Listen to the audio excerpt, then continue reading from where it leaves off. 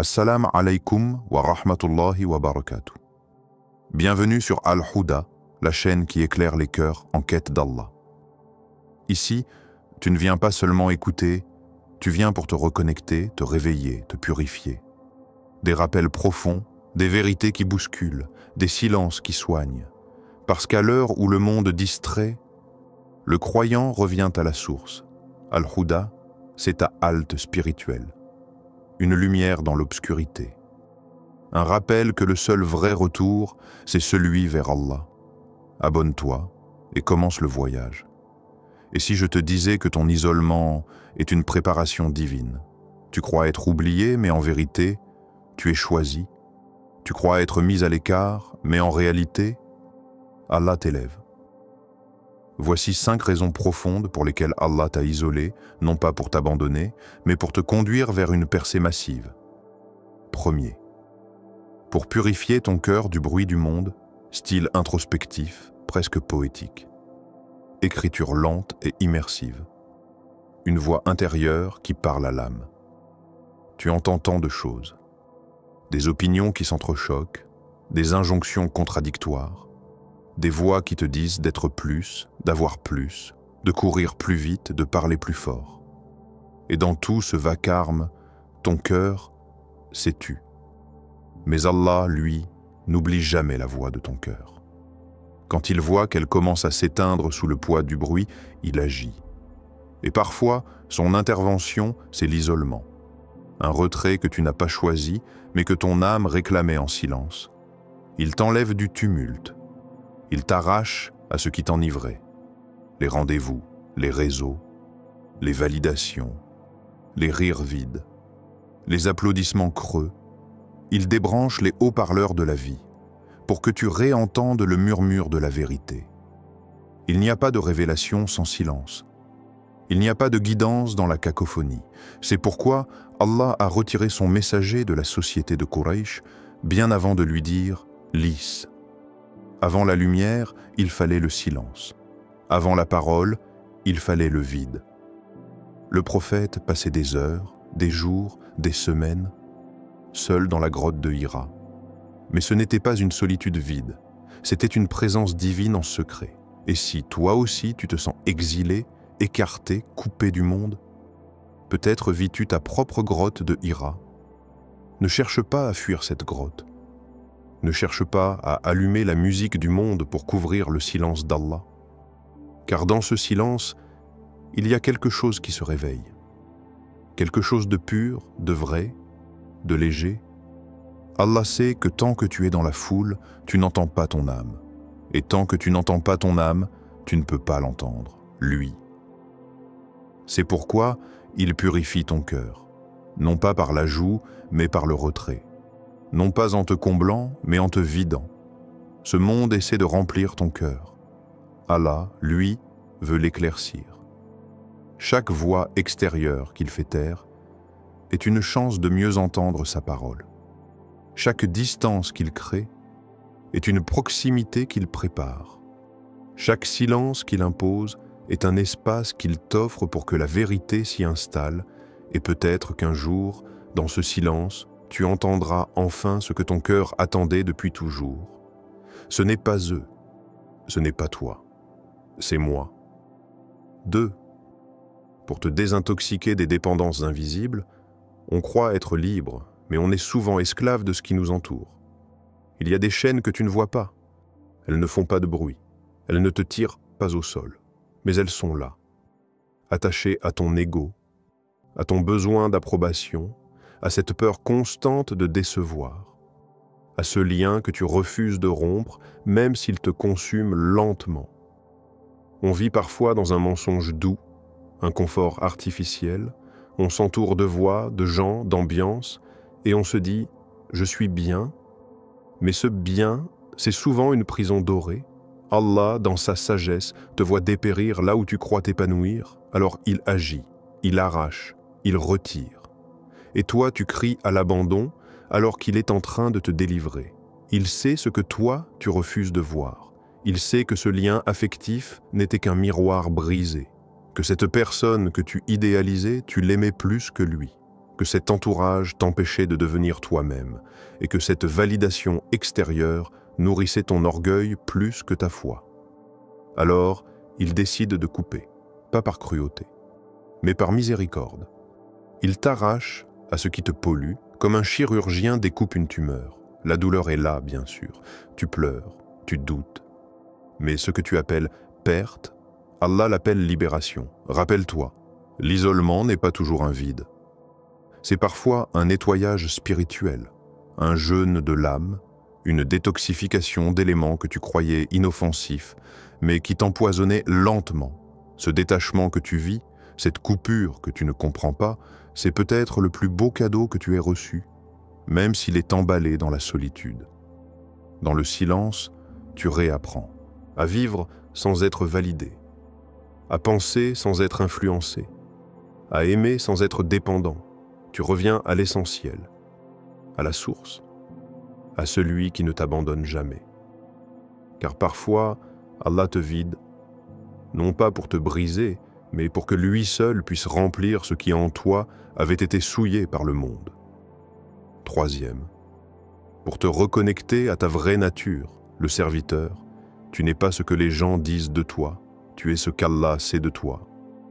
Dis-moi, combien de fois as-tu joué un rôle sans t'en rendre compte? Combien de fois t'es-tu habillé pour plaire, parlé pour impressionner, agi pour ne pas décevoir?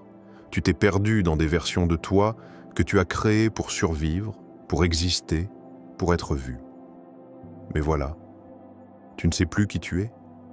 Tu crois être ce titre que tu portes, ce travail, cette image publique, ce masque maîtrisé.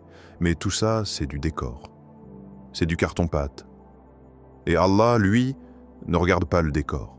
Il regarde le cœur. Et peut-être que ce cœur est complètement étouffé. Alors il t'isole, non pas pour t'humilier, mais pour te ramener à l'essence.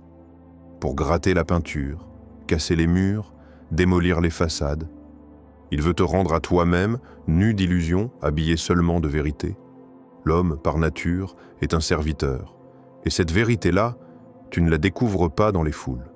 Tu la redécouvres dans le silence, quand plus personne ne t'applaudit, quand plus personne ne te remarque. Quand il n'y a plus rien à prouver, tu reviens à ton état premier, le pauvre devant le riche, le dépendant devant le suffisant, le faible devant le tout-puissant, et là, seulement là, tu respires enfin. Tu réalises que toute ta valeur ne réside pas dans ton image, mais dans ta soumission sincère. Rappelle-toi du prophète. Il a été berger avant d'être messager. Il a été seul avant d'être entouré.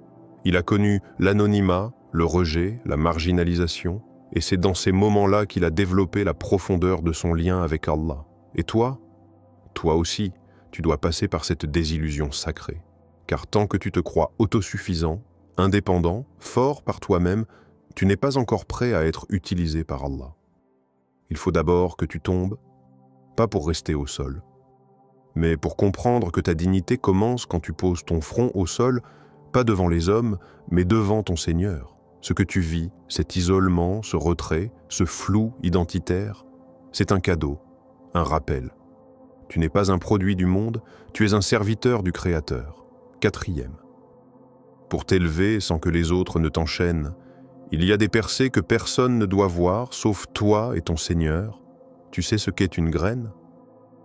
Une promesse, une vie encore invisible, un potentiel enfermé, plongé dans l'obscurité, et que personne ne remarque. Tu es peut-être cette graine. Et Allah, dans sa sagesse, t'a planté là où personne ne regarde, dans un coin isolé, sans projecteur, sans spectateur. Tu as cru qu'il t'avait oublié, mais en réalité, il préservait ton éclosion. Il y a des transformations que Dieu orchestre dans le secret, parce que l'exposition prématurée peut avorter. Oui, parfois, être vu trop tôt, être applaudi trop vite, peut détruire ce qu'il est en train de bâtir en toi.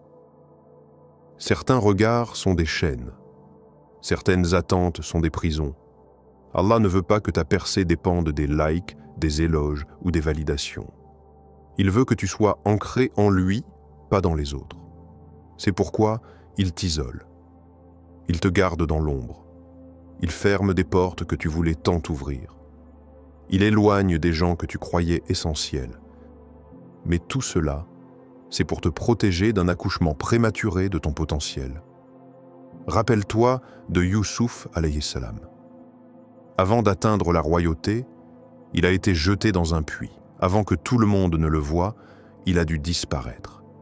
Et dans ce silence, Allah a préparé un plan que personne n'aurait pu imaginer. Et toi aussi, tu es peut-être dans ce puits. Tu te sens abandonné, effacé, laissé derrière. Mais pendant que tu doutes, Allah façonne ta lumière. Il te donne une foi que rien ne pourra corrompre, une intention que personne ne pourra manipuler, une solidité intérieure que ni les critiques ni les flatteries ne pourront ébranler. Tu ne sors pas encore du sol, parce que ta tige doit être robuste, parce que tes racines doivent être profondes, parce que ce que tu portes en toi est trop précieux pour être exposé prématurément. L'isolement, ce n'est pas l'oubli, c'est la cachette du divin, un atelier invisible où se tisse ta grandeur, loin des projecteurs, mais sous le regard attentif d'Allah. 5. Pour briser ce qui doit mourir avant ta percée, avant la lumière, il y a toujours une nuit profonde.